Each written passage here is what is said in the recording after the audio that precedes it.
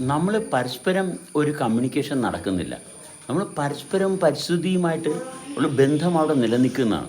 അവിടെ എന്താ സംഭവിക്കുന്നത്? അവിടെ അതിൻ്റെ സ്റ്റിമുലേഷനാണ്. അതുകൊണ്ട് അവിടെ നമ്മൾക്ക് ഒരു അനുഭവം ഉണ്ടാകുന്നു. കമ്മ്യൂണിക്കേഷൻ നടക്കുന്നത് പ്രപഞ്ചത്തിൻ്റെ അനന്തതയിൽ നിന്ന് നമ്മുടെ ഉറവിടവുമായിട്ടാണ്. നമ്മുടെ സോഴ്സുമായിട്ടാണ് കമ്മ്യൂണിക്കേഷൻ നടക്കുന്നത്. അതാണ് നമ്മളിൽ അടിസ്ഥാനപരമായിട്ടുള്ള മാറ്റങ്ങൾ വരുത്തുന്നത്. പരസ്പരമുള്ള ബന്ധത്തിൻ്റെ ഭാഗത്ത് നമുക്ക് നമ്മളെ തിരിച്ചറിയാൻ പറ്റുന്നു. നമ്മൾ സംസാരിക്കുമ്പോഴെല്ലാം നമ്മുടെ ശരീരത്തിൻ്റെ ആന്തരികമായിട്ടുള്ള വ്യവസ്ഥകൾ പ്രവർത്തിക്കുന്നതിൻ്റെ ഭാഗം നമുക്ക് വ്യക്തമായിട്ട് തിരിച്ചറിയാൻ സാധിക്കുന്നു.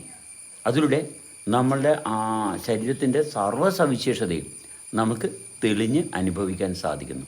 അതാണ് ജീവിതം ശരിക്കും. അങ്ങനെ തെളിഞ്ഞറിയാതെ മറ്റൊരാൾ പറഞ്ഞത് ശരിയാണ് എന്ന് പറഞ്ഞു പോയാൽ അത് വിശ്വാസമാണ്. അതൊരിക്കലും ജീവിതമാകത്തില്ല. കാരണം ജീവിതം മനുഷ്യൻ്റെ വിശ്വാസത്തിൽ നിന്നുണ്ടായതല്ല. അത് അങ്ങനെ വിശ്വാസത്തിൽ മുന്നോട്ട് പോകത്തുമില്ല.